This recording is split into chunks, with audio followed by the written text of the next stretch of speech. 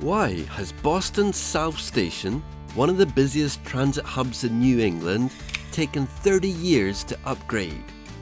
The answer is more complex and fascinating than you might think. After 3 decades of delays, planning struggles, and approval battles, Boston's South Station is finally getting the massive update it desperately needs. This $4.7 billion transformation will not only revamp the station, but also a stunning 51-story tower right above the tracks.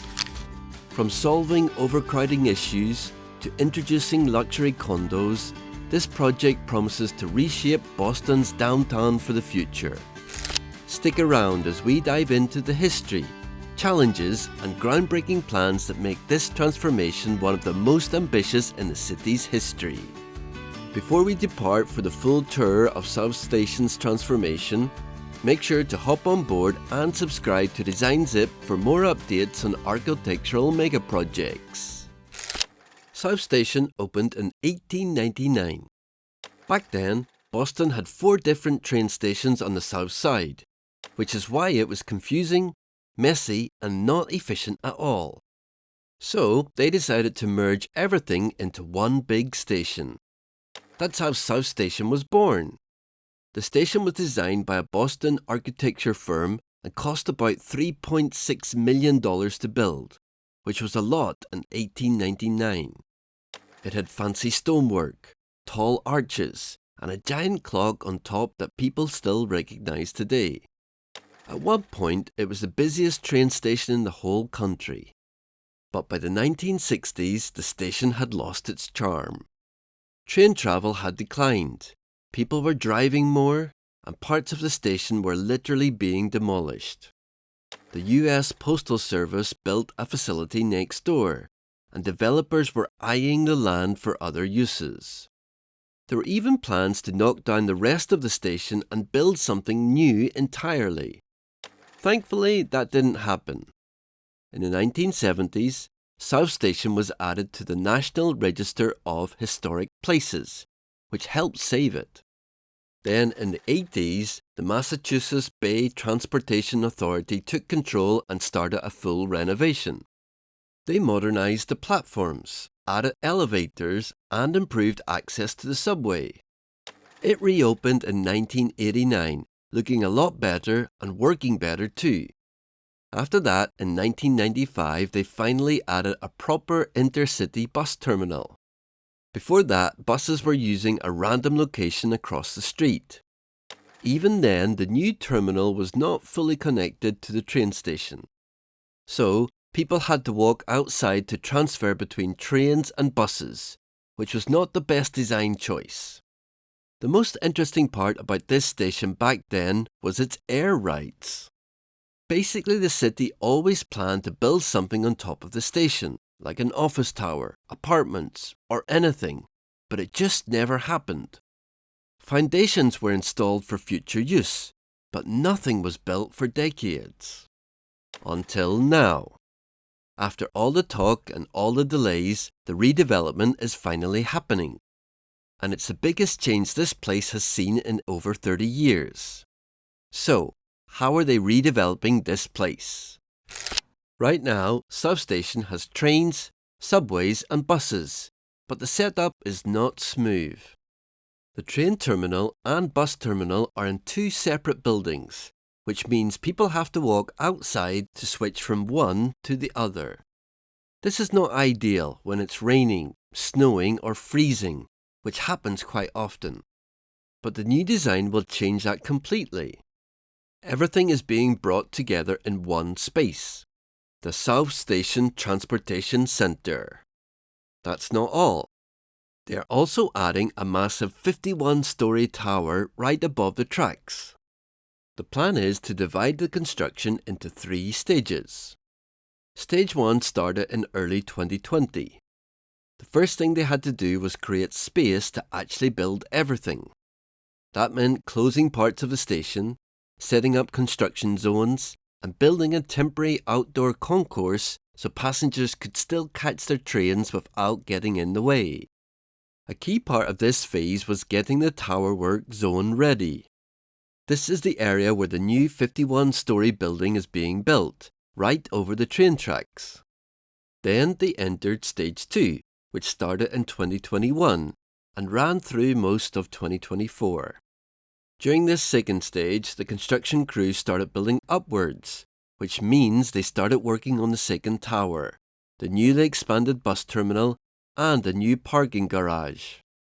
And all of this happened above active train tracks, which makes the job even harder. They installed new stairways, escalators, and elevators to connect everything vertically. During this time, they also made progress on the Grand Concourse, which is the new open-air waiting space with a high arched roof that will protect people from the weather. It is meant to be the new face of the station, and not just a spot to stand around. Meanwhile, parts of Atlantic Avenue and Dorchester Avenue had to be reworked to allow for easier access and safer walking paths. Inside the station, some doors were closed and some reopened, which means things were constantly shifting as different sections were worked on. But the goal stayed the same: to keep the station running while building something entirely new above it. Right when all this was happening, they initiated Stage 3, which overlapped with Stage 2. It started in July 2022. It is happening right now and will go through 2025. This is the final stretch where everything starts coming together.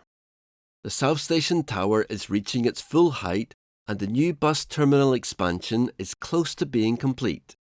Inside they are finishing the new entrances, signs, safety systems and the indoor waiting areas. The outdoor concourse is being expanded by 67%, which means way more space for passengers with better flow and a more pleasant experience overall. Now, about that tower. They are making sure to make it fancy, as it has about 700,000 square feet of office space and 166 luxury condos. This tower will also include restaurants, a sky lobby, and a 1-acre rooftop park on the 11th floor with trees, gardens, and even space for outdoor movies. And this is just the plan for the time being. 2 more buildings are planned for later. One will either be homes or a hotel, and the other will be additional office and amenity space. Altogether, the full redevelopment will add nearly 2 million square feet of mixed-use space and close to 900 parking spots. But this final push to redevelop South Station did not exactly happen without bumps. In fact, getting this project off the ground took years of negotiating, budgeting, redesigning, and well, waiting. A lot of waiting. One of the biggest hurdles was the United States Postal Service. Their massive mail sorting facility sat right next to the train tracks, right where the station needed to expand. For the longest time, the state tried to buy the property, but the Postal Service was not ready to sell it to them. They didn't like the price, didn't want to move, and that stalled everything.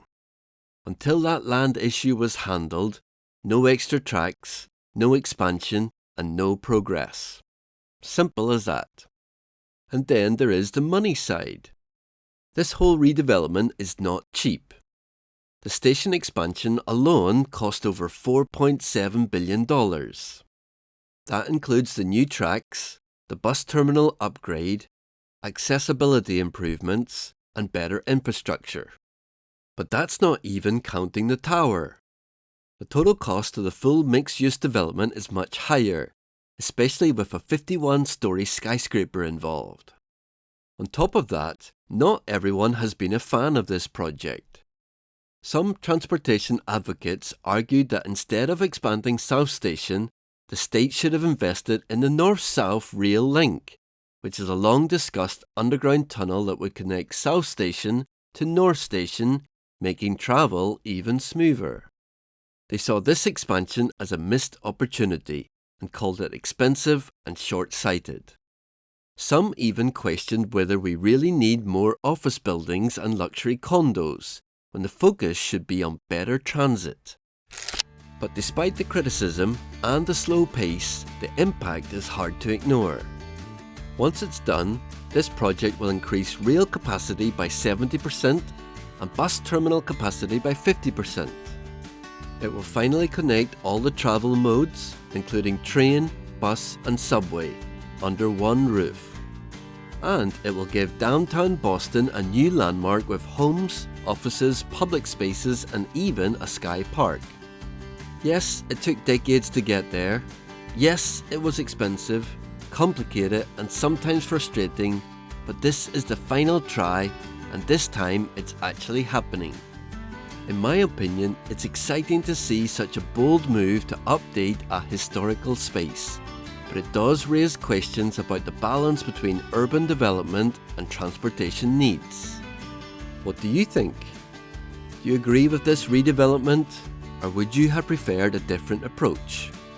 Let us know your thoughts in the comments below. And if you enjoy videos about the world's most ambitious architectural and design projects, make sure to subscribe to Design Zip for more content like this. Thanks for watching and see you in the next one.